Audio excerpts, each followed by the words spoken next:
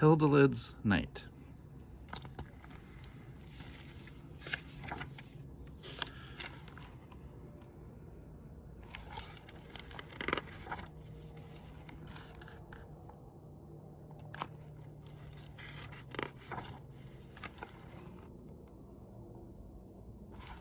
Lots of preliminary art.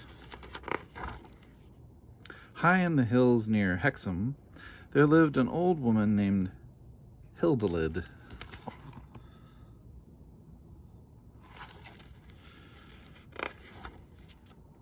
She hated bats and owls and moles and voles and moths and stars and shadows and sleep, and even the moonlight, all because she hated the night.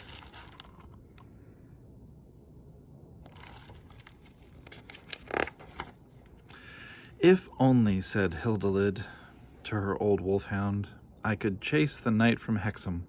The sun would always shine on my hut. I do not know why no one has thought of chasing the night away before.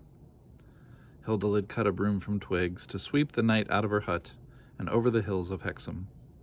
She swept and scrubbed and scoured and whisked, but whenever she looked out her window, the night was still there, like dust behind rafters.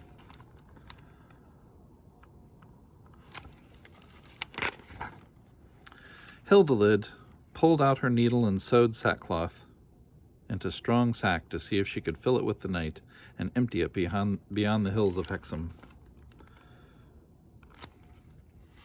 She wadded and padded and pushed and stuffed, and she even sneaked up on the shadows, but she could not cram all the night into a sack.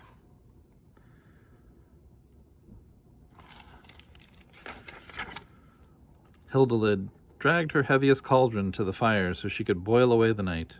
She ladled it, stirred it, simmered it, bubbled it, tasted it, and burned it, but she could not boil away the night.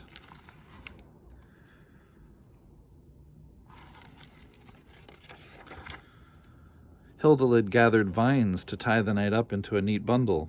Perhaps someone will buy it in the market, she thought, but she could not tie up the night.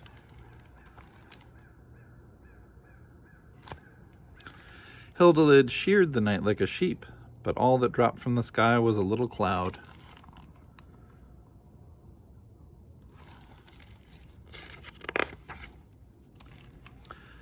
She tossed the night to her old wolfhound stretched on the rushes, but he could not wolf down the night.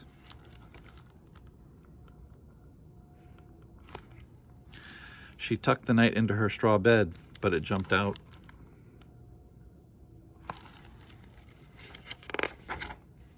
She ducked the night in the well behind her hovel, but it bobbed up.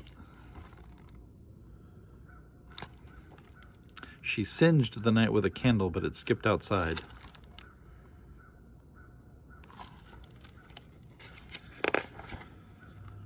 Hildilid sang it lullabies, poured it a saucer of milk, shook her fist at it, smoked it in the chimney, stamped on it, spanked it, dug a grave for it.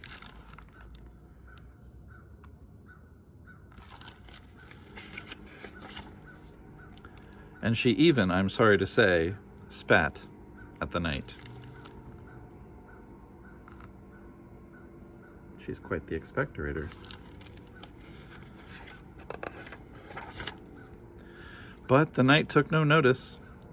Then I shan't notice the night, sniffed old Hildilid, and she turned her back on it.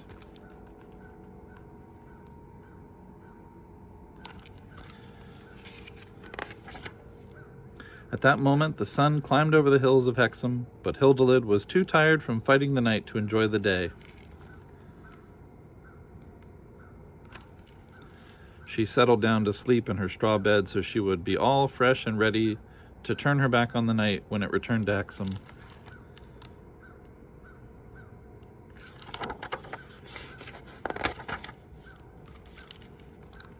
Good night.